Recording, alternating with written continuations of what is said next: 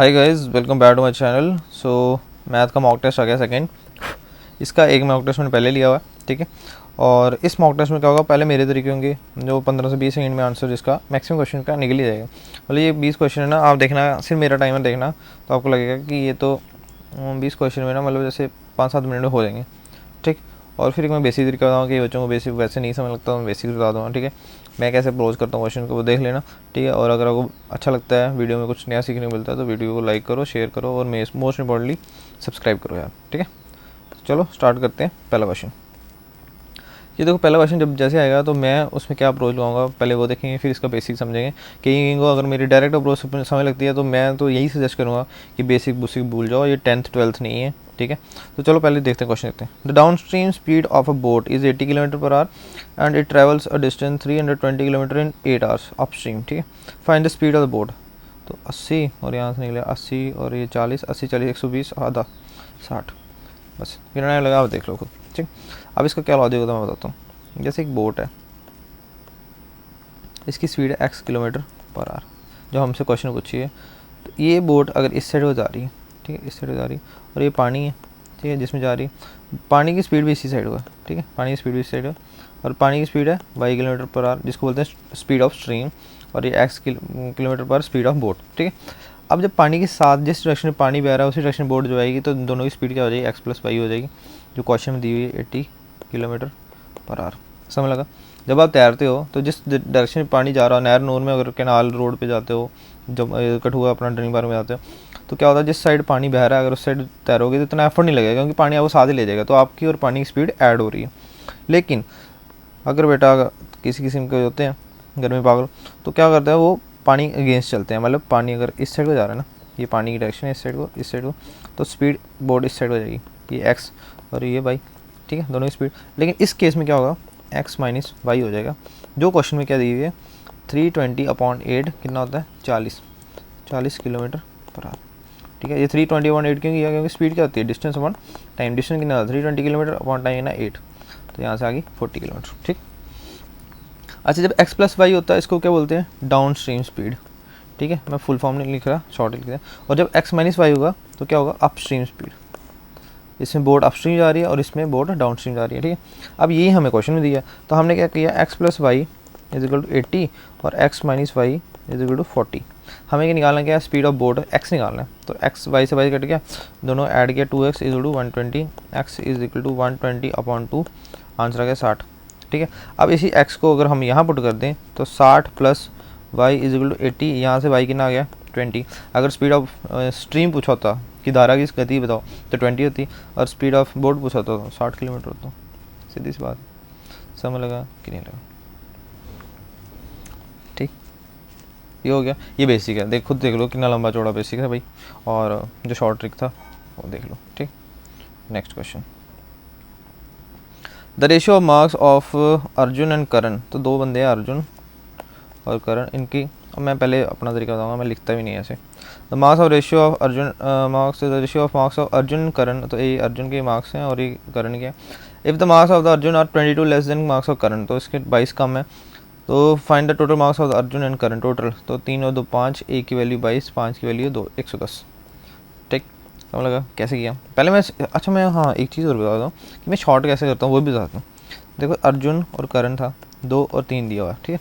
उसने बोला अर्जुन के 22 नंबर कम है, ठीक है। ये रेशियो दी है किसकी, नंबर की, ये नंबर की रेशियो है। लेकिन रेशियो में कितना कम है, 1 कम है अर्जुन के नंबर, और उसी एक की वैल्यू 22 दी है। उन्होंने बोला टोटल मार्क्स कितने हैं इन दोनों के, 3 और 2 5, रेशियो में 5 है। अगर एक की वैल्यू 22 है तो 5 की वैल्यू 5 × 22 कितना गया 110, ठीक। नहीं समझ लगा। तो अभी बेसिक तरीका, लेट आगे भाई 12th, let the marks of Arjun and Karan be 2x and 3x, ठीक हो गया। दो इसका अर्जुन के लिए 2x और करण के लिए 3x। अब उन्होंने बोला अर्जुन के 22 नंबर कम है, तो 3x - 2x = 22, ठीक। तो यहाँ से आ गया x = 22, x निकले 22, तो करण के कितने हो गए 2 × 22 कितना हो गया 44, ठीक है। ये आगे करण के नहीं, ये आगे अर्जुन के, और इस करण के लिए 3x मतलब 3 × 22 कितना आ गया 66। पूछा क्या find total marks of Arjun and Karan, तो टोटल हाय राम कितनी टाइम के बाद ऐसे लिख रहा हूँ 44 प्लस 66 कितना आ गया 110 मार्क्स, यही आंसर। ठीक है, समझ लगा? अब पता लग गया ना, मैं सही बात है यार, मैंने पहले वाला क्वेश्चन नहीं बताया, ऐसा ना हो कि उल्टा तीर ही ले लिया हो, यहाँ भी क्या कर दी कैसे करती। ठीक, समझ लग गया? Second question. Third question, in an election 9% of the voters did not vote for their candidate, one got 46% of the total votes and won it by 100% from the other, find the total votes in the election। total votes कितने हैं, हमेशा ले लो 100%। ठीक, उसमें 9% तो लोगों ने vote दिए ही नहीं। ठीक है, दिए कितने, तो दिए कितने, 9 में से निकाल दिए, टोटल 91% लोगों ने वोट दिए। अच्छा, उसके बाद 46 ऑफ द टोटल वोट्स, मतलब इसमें से 46% जो थे एक बंदे को मिले। अच्छा, टोटल वोट कितने हो गए 46, ये टोटल के हैं, तो 46 और 9 टोटल कितने हो गए 45 और 55 हो गए ना, तो बचे कितने, दूसरे कैंडिडेट कितने बचे 45%। ठीक है, अब उन्होंने बोला है कि जो 46 वाला है वो 46 वोट लेता है और सिर्फ 100 वोट से जीतता है, और इन दोनों का फ़र्क कितना है 1% का, 1% की वैल्यू कितनी है 100, और उन्होंने बोला टोटल वोट्स, तो अगर एक की वैल्यू 100 है तो हमें 100 की निकालनी है, तो हम क्या करेंगे, यहाँ दोनों साइड दो दो जीरो से मल्टीप्लाई कर देंगे, तो 100 की कितनी वैल्यू होगी 4 0, 10,000। समझ लगा कि नहीं लगा? ठीक, इसका अगर बेसिक बताने लगा ना बहुत लंबा चल जाएगा, इसी को एक बार फिर से समझ लो, क्योंकि बिल्कुल ही बच्चों को बिगाड़ना नहीं है।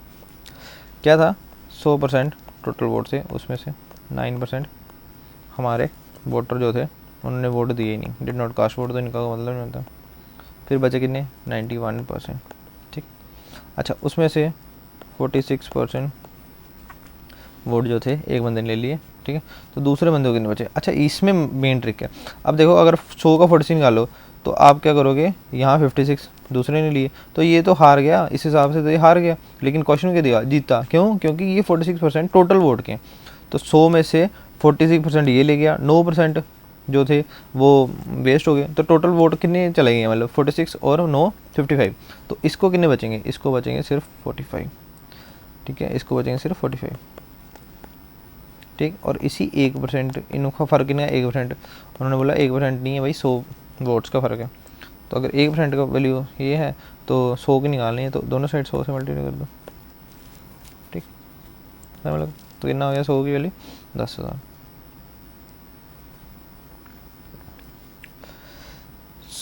Sukesh earn a salary of 10,000 per annum, if salary is increase by 14%, 14 तो आंसर ये। ठीक है,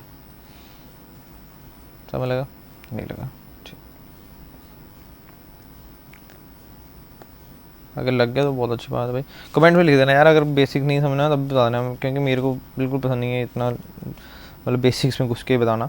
ठीक है, अच्छा, उसकी सैलरी कितनी थी, सैलरी थी 10,000। ठीक, उसमें मतलब इंक्रीज बाई 14%। ठीक है, तो मतलब ये salary plus 14% of salary increase होगी इज इक्वल टू, अब आ गई न्यू सैलरी।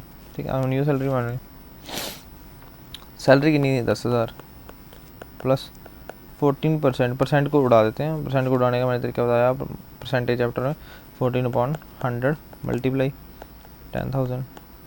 ठीक, ऑफ का मतलब मल्टीप्लाई होता है is equal to new salary. ठीक है, अब ये 2 0 और ये 2 0 उड़ गए, तो ये आ गया 10,000 plus 14 into 2 1400 is equal to कितना हो गया 10,000 1400 11400, यही आंसर था। ठीक, 14% का बस यही है, इसको तेज़ किया और कुछ नहीं है। ठीक, समझ लो, तो पहली सैलरी ये थी और उन्होंने बोला सैलरी ये थी, 14% इंक्रीज हुआ, इसका 14% सीधा देख के 1400, तो मैंने सीधा कर दिया। ठीक, पेन जितना कम चलाओगे ना यार, मैं कह रहा हूँ उतनी पास आओगे सिलेक्शन के, जितना ज़्यादा चलाओगे उतनी दूर जाओगे। तो अभी आ गया सबसे पहले ब्रैकेट, तो ब्रैकेट एक ही नीचे ब्रैकेट है, तो हम क्या करेंगे 5 × 3 माइनस 6 + 3 9, ऊपर 32 divided by 4 minus 5 × 8 divided by 3। सबसे पहले कह रहे हैं डिवाइड करें, तो इसको डिवाइड करते तो यहाँ आ गया 8, और उसके बाद ये तो डिवाइड होगा नहीं, तो इसको पूरे को करना 8 × 5 = 40 डिवाइडेड बाई 3, तो यहाँ आ जाएगा 40 डिवाइडेड बाई 3 ये आ जाएगा 15। तो ऊपर क्या बचा 8 माइनस 40/3 अपॉन 15 माइनस 9। तो ऊपर एलसीएम ले लेते हैं, ऊपर एलसीएम लिया तो 3 एलसीएम, तो 8 24 माइनस 40 अपॉन 15 माइनस 9 6। तो ये आ जाएगा 24 माइनस 40 कर लेते हैं, क्यों एक स्टेप ऐसे टाइम वेस्ट करना। 24 माइनस 40 कितना हो गया 16 माइनस 16/3 वो 6 मल्टीप्लाई 6। ठीक, तो उसका 2 8 जा 2 3 जा माइनस 8 अपॉन नीचे 3 3 जा 9 माइनस 8/9 ये आंसर है। ठीक, बॉड मास का रूल लगेगा, पहले ब्रैकेट फिर डिवाइड फिर मल्टीप्लाई। ठीक, देखो अगर मैं एक और चीज़ बताता हूँ, जैसे ये वाला था ना इसका, इसमें डिवाइड पहले कई बच्चों बोलेंगे पहले डिवाइड क्यों नहीं, -5 मल्टीप्लाई 8/3 ये ऐसे होगा। ठीक है, अगर डिवाइड नहीं हो रहा, अगर यहाँ पर 9 होता तो आप पहले डिवाइड ही करते 3 तो फिर -5 × 3, लेकिन अगर डिवाइड नहीं हो रहा तो आप क्या करो पूरे को मल्टीप्लाई करके कर सकते -40/3 one and the same thing. ठीक, जब डिवाइड नहीं हो रहा तो ऐसे भी कर सकते हो आप, मल्टीप्लाई कर सकते हो साथ। ठीक, next question, the ratio of volumes of two cubes is 64:1331. what is the ratio of the total surface area? तो मैं इसको कैसे निकाल लूँगा, ए का क्यूब 4 और ये 11, तो इसका 64 121 कौन सा 60 4 का 16 121 ये आंसर। ठीक, अब देखो बच्चे बोलेंगे कैसे आंसर है, पहले मैं बेसिक तरीका बताता हूँ फिर मेन। देखो वॉल्यूम क्या होता है, वॉल्यूम होता है ए का क्यूब। ठीक है, कहाँ गया ये क्यूब्स की वॉल्यूम क्या होता है ए का क्यूब। ठीक, और अगर हम पूछें surface area, total surface area, तो ये क्या होता है 6a² होता है।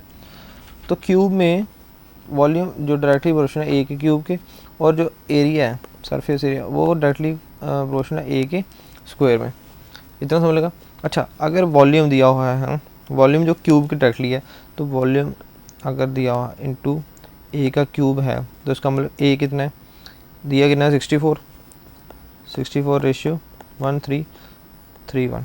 तो इधर से ए कितना निकलेगा, ए निकलेगा 4:11 दोनों का क्यूब, मतलब ये हमारा ए आ गया। अब उन्होंने बोला है रेशियो निकालना है सरफेस एरिया, सरफेस एरिया का रेशियो निकालना है, तो ए स्क्वायर, तो 4 का स्क्वायर ये आ जाएगा 16, फिर 11 का स्क्वायर यानी 121। समझ लगा? नहीं लगा तो इसमें बेसिक बताऊंगा जब, तो बेसिक्स में ये सब भी क्लियर हो जाएगा कि इस बाकी कहाँ गया, फार्मूला तो बड़ा लंबा होता है, बाकी कहाँ गया। ठीक है, लेकिन इतना समझ लगा कि नहीं लगा, पहले ये बताओ। ठीक है, चलो अब मैं इसका बेसिक तरीके से बताते हैं। देखो बेसिकली पूछा था रेशियोज। ठीक है, रेशियो अगर मैं बोलूँ तो यहाँ पे रेशियो वॉल्यूम लेट सपोज एक क्यूब A1 है, नहीं क्यूब A1 नहीं है, एक क्यूब है C1 और एक क्यूब है C2। ठीक, अब C2 की वॉल्यूम निकालनी है तो क्या निकालेगा A क्यूब, और C2 की वॉल्यूम A1 क्यूब और A2 क्यूब। ठीक, अब इन दोनों का रेशियो है 64:1331। यहाँ से हम A निकालना हो तो A ratio A1 ratio A2 निकालना हो तो इसका भी क्यूब रूट करना पड़ेगा, इसका भी क्यूब रूट करना पड़ेगा। तो A1 रेशियो A2 कितना आ जाएगा 4:11 आ जाएगा। अच्छा, अब उन्होंने बोला सरफेस एरिया, तो सरफेस एरिया C1 का कितना होगा 6a1² और C2 का 6a2²। ठीक है, जब इनका रेशियो लेंगे तो 6 से कट जाएगा, बचेगा ना A1 का स्क्वायर अपॉन रेशियो A2 का स्क्वायर। ठीक है, तो A1 का स्क्वायर 4 का स्क्वायर 16, 11 का स्क्वायर 121, वही आंसर है। ठीक, समझ लगा? रेशियो में क्यों क्या होता है कटे जाता है, कोई भी अगर आपको दिया हो ना रेशियो, तो जितना मर्जी बड़ा फॉर्मूला आपको देखना है वो किसके प्रोपोर्शनल है। ठीक, अगर जैसे लेट्स सपोज 2πRh होता है सिलेंडर का, लेकिन इसमें हमें अगर हमें आर के रेशियो उसके रेडियस का रेशियो दिया तो हमें 2πs से कुछ लेना देना नहीं, हाइट का रेशियो दिया तो हमें 2πr से कुछ लेना देना नहीं। ठीक है, रेशियो में बाकी सब कुछ कट जाएगा। ठीक है, जैसे यहाँ कट गया, सबका कटता है यार। ठीक है, कटेगा सबका, जो मर्जी इतना मर्जी दे दो कटता सबका है, बस देखना है कब कटता है कैसे कटता है। ठीक है, मैथ में कट जाए तो बहुत अच्छी बात है, नहीं कटे तो जिंदगी में कटे तो बहुत दुख होता है भाई। Okay, next question, jokes apart. If 5,000 is invested for a period of 3 years at 20% compound interest per annum compounded annually, then what will be the amount received over 3 years? तो मैं इसको क्या करूँगा 5,000 पहले साल 20%, 10,000 दूसरे साल 1,000 प्लस 200 तीसरे साल, ये हो जाएगा 1200 तीसरे साल, 1200 प्लस 20 240। तो अब इनको तीनों ऐड कर दो, ये हो जाएगा 1440। ठीक, 1000 2000 3000 तो 3640, और 5000 जो इन्वेस्टमेंट थी तो 8640 है किसी का, ये आंसर है। ठीक है, ये कंपाउंड इंटरेस्ट का क्वेश्चन है, मतलब सबसे लेंथीस्ट क्वेश्चन में आते हैं कंपाउंड इंटरेस्ट के। देख लो कैसे कर लिए, कई महारथी फार्मूला। मैं तुम्हें सच बताता हूँ, मजाक की बात नहीं है, झूठ भी कोई बात नहीं है, मेरे को कंपाउंड इंटरेस्ट का फार्मूला भी नहीं पता। ठीक है, मेरे को कंपाउंड इंटरेस्ट का फार्मूला नहीं पता, मतलब आइडिया है लेकिन पूरा एग्जैक्ट मैं श्योर नहीं होगी हाँ वही फार्मूला है। लेकिन इसमें क्या करना था मैं बताता हूँ। पहले 5000 का 20% मतलब 120 हो जाएगा, 120% का अपॉन 100 कर दिया। फिर से इसका 120, ये फर्स्ट ईयर के लिए, ये सेकेंड ईयर के लिए, और थर्ड ईयर के लिए फिर से 120/100 हो जाएगा। ठीक है, इसके तरीके बता रहा हूँ मैं, फार्मूला मतलब अगर फार्मूला नहीं याद तो बेसिक, ये बेसिक है फिर। ठीक है, फार्मूला भी इन्हीं से बना हुआ है, 1 2 1 2 1 2 1 2 1 2 1 2, बचा कितना 5 × 12 × 12 × 12, 12 - 60, 12 × 12 144। ठीक है, अब देखो मेरे को बात बताओ, यहाँ पे लास्ट में क्या आएगा, 6 को 144 × 60 करते हैं तो पूरा नहीं जानने की जरूरत, लास्ट में 0 आएगा, फिर 6 का 24 आएगा। ठीक है, यही होगा लास्ट में, 0 तो सबके है तो हम 0 से बना, लेकिन लास्ट में 6 का 24, लास्ट में 4 इसके है, ये आंसर हो गया। समझ रहे हो नहीं रहे, अगर नहीं कर सकते तो पूरा कर लो। ठीक है, अब इसमें मल्टीप्लाई करने का भी तरीका होता है, इसमें ये तो सिंपल है, इसमें जिसमें जो टफ होगा ना उसमें बता दूँगा। ठीक है, समझ लगा कि नहीं लगा। एक ये तरीका है, अगर कंपाउंडेशन निकालना है तो क्या करना है, जितना परसेंट दिया हो ना उसको ऐड करके, जैसे 5000 दिया था, बोला 20%, तो 20 100 में ऐड किया तो मतलब 120 हो गया, 120 हो गया। ठीक है, और 120 जितने साल के लिए उतने साल वो मल्टीप्लाई कर दिया। क्यों, क्योंकि इसका फार्मूला भी शायद यही होता है कि compound interest is equal to P1 + R/100⁻n। हाँ ये होता है P1 + R/100⁻n। ठीक है, तो P जो है हमारा इनमें सम तो यही है, S सम कितना है 5000। ठीक, 1 + R कितना 20/100, तो ये हो जाएगा, एलसीएम लेंगे तो 120/100 हो जाएगा। तो ऊपर 3 बार है तो इसको 3 बार मल्टीप्लाई किया, तो वही मैंने डायरेक्ट किया हुआ। ठीक है, कुछ रॉकेट साइंस नहीं है, बस ये है कि फार्मूला याद करने की ज़रूरत क्या है यार, फार्मूला भूल जाते हैं। Math is not about formula, math is about understanding. Understanding आ गई, फार्मूला भूल जाओगे। अब एक और तरीका भी होता है भाई, तरीके बहुत हैं, देखते रहो बस। 20%, 20% का मतलब 20/100, 1/5, मतलब 5 की चीज़ 6 हो जाएगी। ठीक है, 5 की 6 हो जाएगी, तो कितने साल के लिए, 3 साल के लिए, तो इसका क्यूब, तो 3 साल के लिए तो क्यूब कर दिया, तो 5 के क्यूब 125 की वैल्यू 216, 125 कितने 5000 दिया हुआ, मतलब इसका मतलब ये है कि 5 से वैल्यू 6 हो जाएगी। और अगर 3 साल की बात है तो 125 से 216 हो जाएगी, मतलब 125 रुपये लगाए तो वो 216 रुपये बन जाएंगे। ठीक, अच्छा लेकिन लगवाए कितने 5000, मतलब 125 वैल्यू 5 है, 125 वैल्यू 5 है, 5000 है, तो एक की वैल्यू कितनी है, तो 5000 को डिवाइड कर लो 125 से, 125 जो आ जाएगा 2 × 250, चौका 40, एक की वैल्यू 40 आगे, मतलब 125 ऐसा समझ लो, 125 क्या बोलते हैं, 125 बुक्स ले लें, 125 बॉटल्स हैं, उनकी वैल्यू 5000 रुपये, तो एक बॉटल की वैल्यू 40 रुपये होगी। ऐसे एक की वैल्यू ऐसे निकलती, डिवाइड कर लो 5000 को डिवाइड कर लो 125 से, तो 125 बॉटल की टोटल वैल्यू 5000, तो एक ही 40, हाँ एक ही 40 से 216 की नहीं हुई, 216 × 40, यहाँ से आप मल्टीप्लाई कर लो तो लास्ट में देख लो आपको यूनिट डिजिट पता लगा, 6 चौका 24, लास्ट में 4 आ रहा नहीं है, मल्टीप्लाई कर लो 6 चौका 24, 2 4 × 4 2, 6 4 2 8, क्या आ रहा है, 3 तरीके बता दी भाई। ठीक, ये चीज़ है, आपको पता होना चाहिए कि मतलब ये सब तरीके जो है ना, मैं कंपाउंड इंटरेस्ट तो अभी मैंने पढ़ाया नहीं है, लेकिन उन सब चीज़ों में बता दूँगा क्यों क्यों हुआ। ठीक है, हर चीज़ का बेसिक, ऐसे नहीं यार कुछ भी रटा बनवा देना, और ऐसे भी नहीं है कि हाँ भी कहीं से पढ़ लिया और बस फिर बता दिया। ठीक है, हर चीज़ का बेसिक्स है, हर चीज़ का पता होता है कि बेसिक्स मतलब वो उसकी क्या अंडरस्टैंडिंग है क्या नहीं अंडरस्टैंडिंग है। ठीक है, ये हो गया question. 6 wells commenced together are tolling together afterwards the toll at interval of 2, 4, 6, 8, 10, 12 respectively in 30 minutes, how many times do they toll together? ठीक, एक बेल है, वो 2 सेकंड के बाद बजती है, फिर वो फिर से 2 सेकंड के बाद बजेगी, फिर से 2 सेकंड के बाद बजेगी। एक बेल है, वो 4 सेकंड के बाद बजेगी, फिर से 4 सेकंड के बाद बजेगी। ठीक है, तो आप देख रहे हो कोई बीच में एक टाइम आ रहा है जहाँ पे दोनों बेलें इकट्ठी बज रही हैं। ठीक है, इनको क्या बोलते हैं, 2 और 4 का क्या है, एलसीएम। 2 और 4 का एलसीएम कितना हो गया, 4। ठीक, वैसे ही अगर हमें देखना है कि 1, 2, 3, 4, 5, 6 बेल्स हैं, तो इनको एक साथ बजाना है, तो कितने टाइम के बाद बजेंगी और फिर 30 मिनट्स में कितनी बार बजेंगी, पहले हम ये पता होना चाहिए वो कौन से टाइम पे इकट्ठी बजेंगी। तो उसके लिए क्या करना पड़ेगा, एलसीएम लेना पड़ेगा। ठीक, एलसीएम लिए 2, 4, 6, 8, 10, 12, तो ये हो जाएगा, इसका एलसीएम हो जाएगा 60, 12। अच्छा एलसीएम मैं बताता हूँ, ऐसे कहते हैं 2, 4, 6, 8, 10 और 12।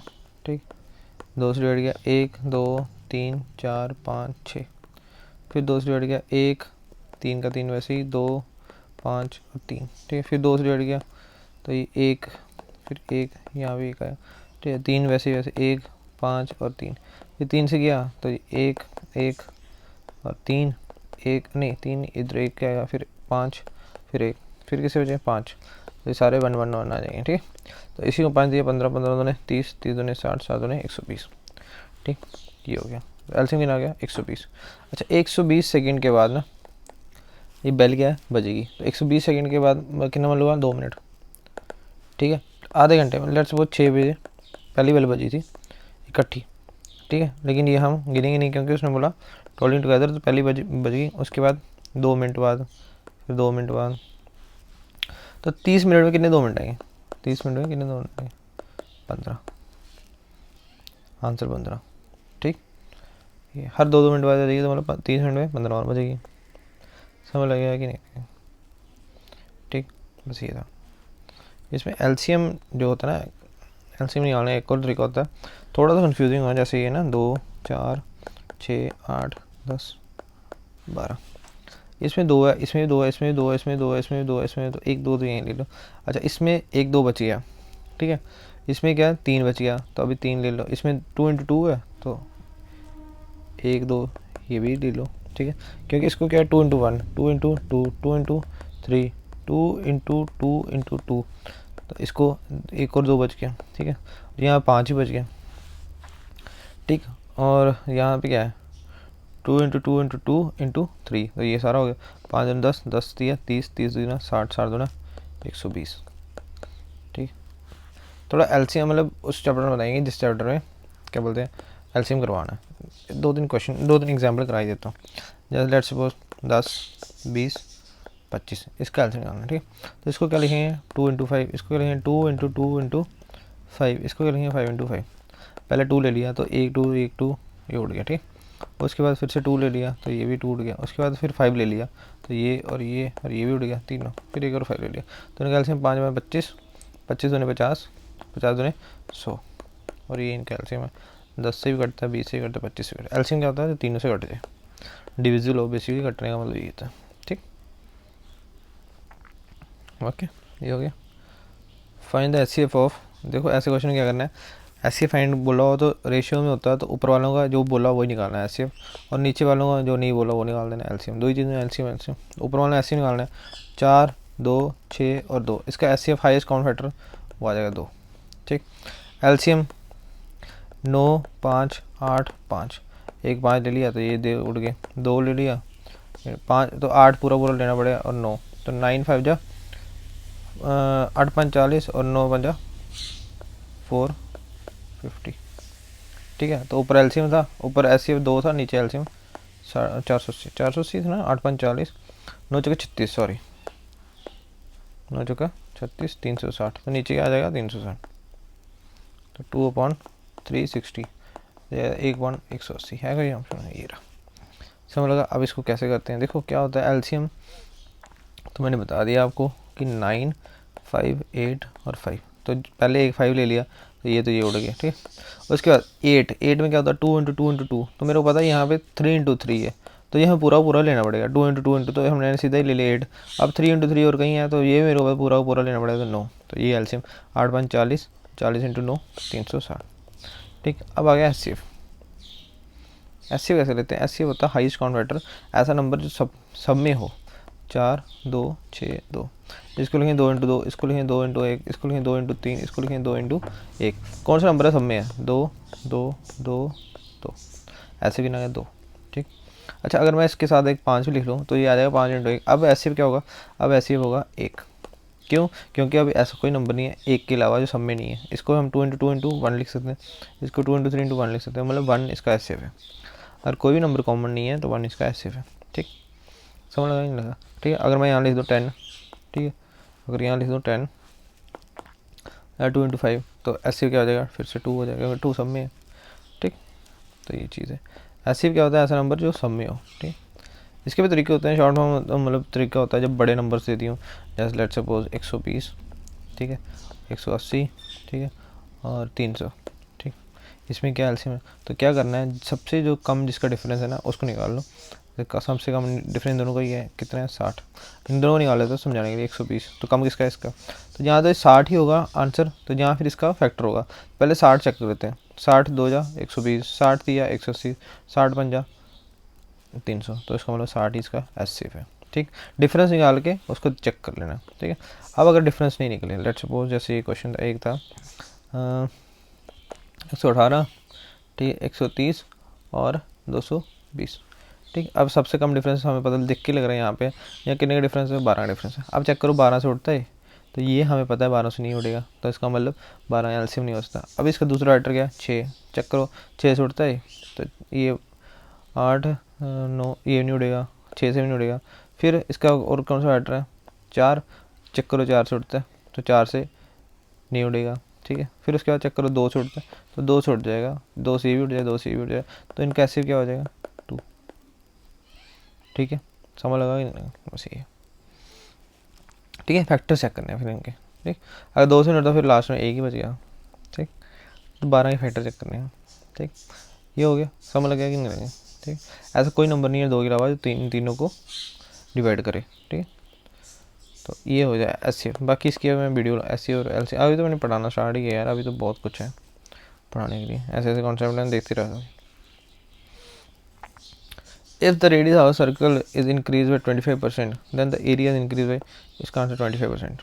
ठीक, देखो क्या होता है, area of radius of circle increase area, तो area formula pi r square. ठीक है, लेट्स सपोज पहले एरिया था 100, ठीक, तो पहले रेडियस था 100, आर 100 था, तो अभी वो कितना आ जाएगा, मतलब 100 नहीं 10 कर लो तुम, ज़्यादा बड़ा हो जाएगा।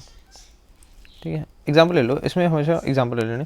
पहले रेडियस 10, तो एरिया कितना आ जाएगा? एरिया आ जाएगा 10 × 10 × पाई, ये होता है पाई आर स्क्वायर, तो ये आ जाएगा 100 पाई। अब उसने बोला एरिया जो है वो रेडियस जो है 25% बढ़ गया, तो रेडियस इसका 25% कितना होता है? इसका 25% 2.5। ठीक, तो मतलब अभी न्यू रेडियस R2 कितना हो गया? 12.5। ठीक,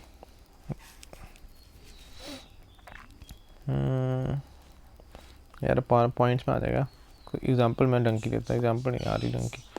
ठीक, ठहरो, 1/4 40 ले लो। ठीक, 40 ले लो, 40 नहीं 100 ही ले लो तुम यार, क्यों पंगे लेने, सबसे बेस्ट है 100 ले लो। 100 आ रही दो 100, तो रेडियस कितना आ गया? 100 × 100 × पाई, ये आ गया 10,000 पाई।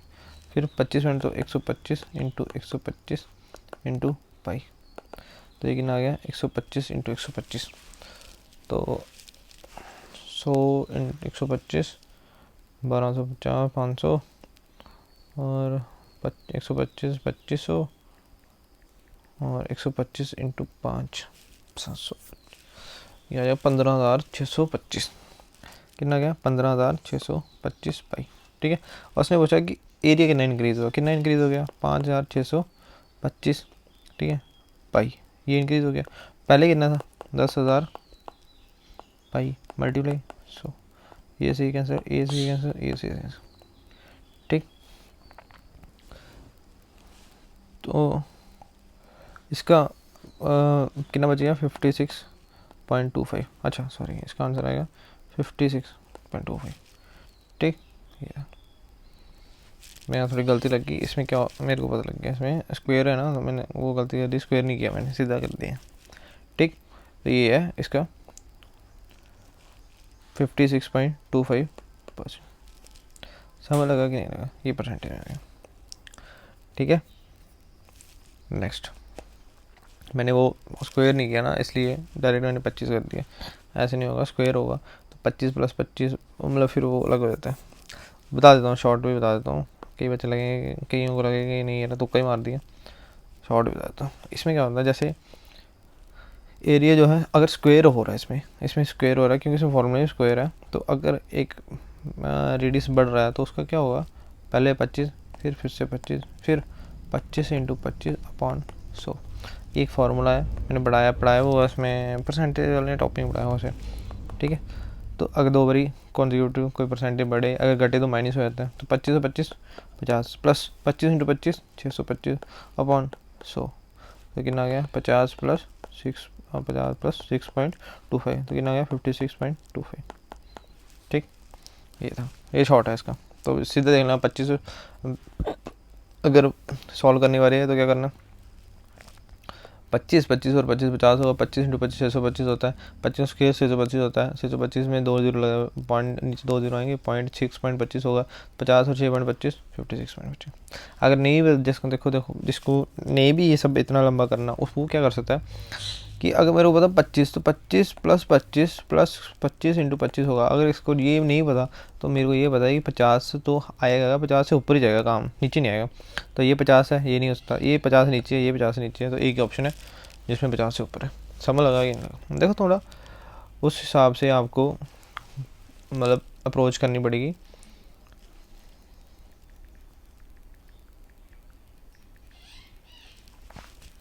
Next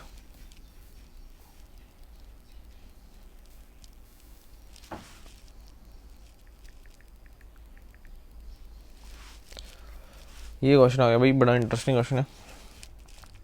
A, B and C, 3 बंदे हैं, A, B और C हैं। ठीक, can finish a piece of work in 4 दिन, A can not do in 12 दिन और B 18 दिन। तो देखो मैं कैसे कर रहा हूँ, सीधा 4 12 18। ठीक, इसमें 36 2 3 9।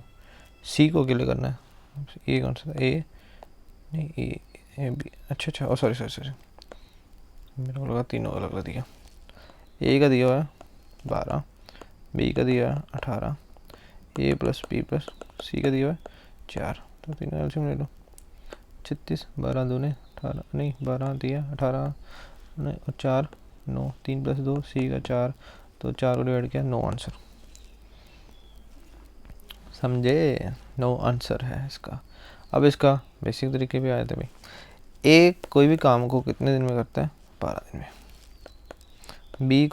बी उसी काम को कितने दिन में करता है, 18 दिन में। और ए + बी + सी उसी काम को कितने दिन, 4 दिन में। पहले तीनों एलसीएम ले लो, 36 आ गया, 12 दिया 36, 18 दूने 36, 4 9 जा 36। अच्छा, अभी ये समझ लो कि टोटल 36 रोटी हैं। ठीक है, एक दिन में ए 3 रोटी खाता है, एक दिन में बी 2 रोटी खाता है, और एक दिन में तीनों 9 रोटी खाते हैं। अगर एक दिन में ए 3 रोटी खाता है, बी 2 रोटी खाता है और तीनों 9 खाते हैं, तो सी का बताना है। तो सी का कितना होगा, 5 और 2 3 और 2 5। 5 तो ए और बी खा गए, ए + बी कितने खा गए, 5 रोटियाँ, प्लस सी, इन तीनों का सम कितना दिया, 9। अगर ये दोनों 5 रोटी खा रहे हैं तो सी कितने रोटी खा रहा है एक दिन में, 4 खा रहा है। तो सी की अगर वैल्यू 4 है, तभी टोटल रोटियाँ 9 खाई जा रही हैं एक दिन में, तभी खाई जा रही हैं। खा तो ये तीनों रहे हैं, और तीनों बताया है कि ए + बी एक दिन में 9 रोटियाँ खाते हैं। ए खाता 3 रोटी एक दिन में, बी खाता है 2 रोटी एक दिन में। तो ए + बी तो आ गया 5, तो सी कितना खाएगा एक दिन में, 4 रोटियाँ। अगर 4 रोटियाँ सी एक दिन में खाता है तो टोटल 36 रोटियाँ होने वाला सिर्फ सी ही खाएगा, अपॉन 4। अगर टोटल 36 रोटियाँ एक दिन में 4 खाता है तो डिवाइड ही करेंगे ना, नहीं, तो 9 दिन में 36 रोटी खा रहे। समझ लगा कि नहीं लगा, वही मैंने किया। ठीक, समझ लगा, सिंपल था क्वेश्चन, ऐसा कुछ नहीं था। Next, rupees 800 amounts to rupees 920 in 3 years at simple interest. If the interest rate is increased by 3%, it would amount to. तो ये है सिंपल इंटरेस्ट क्वेश्चन। तो इसको क्या करेंगे, 120, 30, 40, 40 और ये 40, 5%, 5 का 3, 8%, 8, 8, 60, 800 रुपये लिया था, 920। सिंपल इंटरेस्ट में आपको पता है सिंपल इंटरेस्ट हर साल सेम ही रहता है। तो इसमें 120 का प्रॉफिट मतलब इंटरेस्ट मिला, ब्याज मिला, 120 का ब्याज मिला 3 साल में, 1 साल में 40 का ब्याज। अगर 1 साल में 40 ब्याज मिल रहा है 800 पे, तो परसेंट निकालनी है, इंटू 100 कर दो, ये 2 से 2 कट के 8, 5 मतलब 5% ब्याज है। 5 मतलब ब्याज इंक्रीज़ करो 3%, पहले 5 अब 3 तो कितना हो गया 8%। 800 का 8% तो 800, 8% ऑफ 800 तो इंटू ये कट के तो 8 जा 64, ठीक है 64। 1 साल का ब्याज, 3 साल का तो जो 6 80 और 12 192, 3 साल का ब्याज 192। अगर 3 साल का ब्याज 192 है तो 800 रुपया दिया था और 192 ब्याज, तो कितना मिलेगा 992। सब मिलेगा कि नहीं मिलेगा? सिंपल क्वेश्चन था, ऐसे होगा बन गया। The difference between the present ages of P and Q is 8 years and the ratio of their present ages is 2 और 3। अच्छा तो डिफरेंस ये 1 साल का। Find the P H, P कौन सी पहली, 8 दूनी 16, ठीक। इसका अब देखो P और Q दिया, एक एज 2 है, एक एज 3। उन्होंने बोला इनका डिफरेंस कितना है 1, लेकिन उन्होंने बोला क्वेश्चन में एक्चुअली में डिफरेंस कितना है, 1 की वैल्यू 8 है। अगर 1 की वैल्यू 8 है तो 2 की वैल्यू 16 हो जाएगी। Q की पूछी होती तो 24 होती। Simple. The ratio between speed of the train is 2:5 if the first train runs and then the difference between speed of both the train। अच्छा पहली ट्रेन फर्स्ट ट्रेन 70 तो 70 2 की वैल्यू एक 35 इंटू 175 170 35 इंटू 5 150 25। अच्छा डिफरेंस पूछा हो 3 35 90 15 105। फिर question read करना सबसे इम्पोर्टेंट है, क्वेश्चन रीड नहीं करते और फिर उसके बाद काम खराब हो जाता है। देखो 2 ट्रेन से, एक थी T1 एक थी T2, इसकी रेशियो स्पीड की रेशियो 2 और 5 और फर्स्ट ट्रेन की स्पीड कितनी है, speed is distance upon time, speed आ गई 70, ठीक है। फर्स्ट ट्रेन की स्पीड 70 है, रेशियो में 2 है, 2 की वैल्यू 70, 1 की वैल्यू 35। उन्होंने बोला दोनों डिफरेंस 3 की वैल्यू निकालनी, 3 की अगर 1 की वैल्यू 35 है तो 3 की कितनी होगी, 3 की 3 इंटू 35 जो हो जाए 105, ठीक। Volume of a cone of radius 1300 find that. इसमें ये मेंसुरेशन है, ऑल अबाउट फार्मूला, इसमें फार्मूला ला। अब अगर सर्कुलर क्वेश्चन है और बोले 2 पाई इसका सर्कमफरेंस निकालना है तो 2 पाई आर बाई फार्मूला इसमें याद करने पड़ेंगे, no other issue, no other alternate also, ठीक है। तो कोन का होता है 1/3 pi r square h is equal to 507, तो 1/3 पाई हो जाएगा 200, 507 पाई है तो पाई रहने देते कट जाएगा। आर का square 13 into H is equal to 507 pi से पाई कैंसिल, 13 चौका 52, 13 दिया 39, 117, 13 नुम्मा 13 निम्मा सच 13 3 जा एच कितना आ गया 3 इधर दोनों बल्टे 9 सेंटीमीटर। ये तो सीधा फॉर्मूला से होगा, ये इसका कोई शॉर्ट नहीं है। ए shopkeeper was sold 2 miles of rupees 1995. He gains 5% on one and losing 5% on another. What is the gain or loss percentage? तो इसमें क्या है, एक शॉप पे देखो, इसमें ऐसा क्वेश्चन में क्या होता है ना कि एक बार 5% लॉस, एक बार 5, तो इसमें हमेशा 5 इंटू 5 करना है अपॉन 100 करना है, ठीक है। 25 अपॉन 100, ठीक है, 0.25 और ये हमेशा लॉस में होगा। किस में होगा लॉस, तो 0.2 है बट लॉस। अब इसमें क्यों होगा लॉस में बताता हूँ। मैंने आपको पीछे का फॉर्मूला बताया कि जब एक बार बढ़े एक बार घटे, तो ऐसे तो अगर दोनों बार बढ़ता गेन करता तो 5 + 5 होता, फिर +5 इंटू 5 अपॉन 100 होता। लेकिन इसमें क्या है, इसमें एक बार प्रॉफिट है एक बार लॉस है। पहली बार प्रॉफिट दूसरा लॉस -5 +5 इंटू -5 अपॉन 100, 5 से 5 कैंसिल हो गया, 5 इंटू 5 -25 अपॉन 100 -0.25, तो माइनस है लॉस, हमेशा लॉस में होगा, ठीक है percent. A shopkeeper gives 6 articles for free for every purchase 18 articles, find the overall discount percent।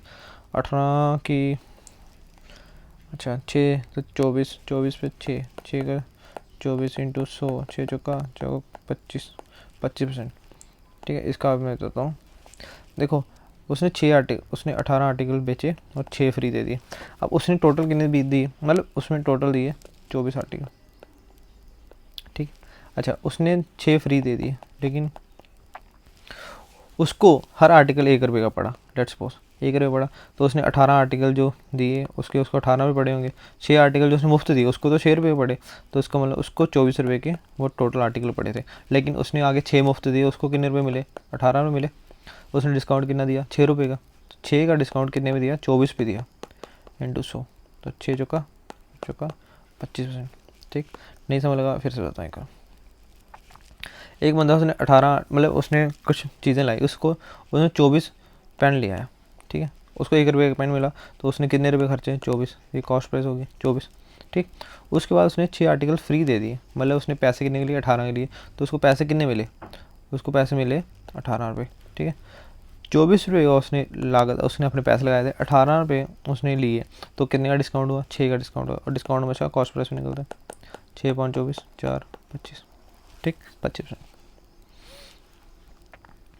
What is the least number to be added to 4, 5, 2, 3 to make it a perfect square। देखो अब क्या होता है कि कुछ number perfect square, इसमें क्या होता है, इसमें ये होता है कि आप, मैं पहले वो समझाता हूँ, इसका वैसे आंसर आएगा, चलो मैं आपको पहले समझा देता हूँ। देखो कोई नंबर है ना, 1 2 3 4 5 6 7 8 9 10 तो 0, उसको छोड़ो। अगर कोई भी नंबर है, लेट्स सपोज उसमें 3 31 32 कर दूँ, 41 42 कर दूँ, 31 42 53 ऐसे कर लेता हूँ, 64 75 86 97 और 28, ठीक है 39। अब इसका कुछ भी स्क्वायर होगा 31 का, तो लास्ट में आ जाएगा 1 आएगा, क्योंकि यूनिट डिजिट 1 का स्क्वायर 1 होता है, 2 का स्क्वायर 4 होगा, 3 का स्क्वायर 9 होगा, 4 का स्क्वायर 6 होगा, 5 का स्क्वायर 25 5 होगा, 6 का 36 6 होगा। ठीक है, 7 का स्क्वायर 49 9 होगा लास्ट में, 8 का स्क्वायर 64 4 होगा, 9 का स्क्वायर 81 1 होगा लास्ट में। तो आप देख रहे हो, अगर स्क्वायर की बात करें ना, परफेक्ट स्क्वायर में कभी भी लास्ट में 2 3 7 और 8 ये नंबर कभी नहीं आएंगे। 2 3 7 और 8 ये नंबर कभी नहीं आएंगे परफेक्ट स्क्वायर के मामले, जब आप परफेक्ट स्क्वायर की बात करते हो। ठीक है, ये पॉइंट लिख लो, नोट कर लो, कुछ भी कर लो, लेकिन परफेक्ट स्क्वायर में कभी भी याद रखना है मेरी बात कि जो 2 3 7 8 ये कभी नहीं आएंगे।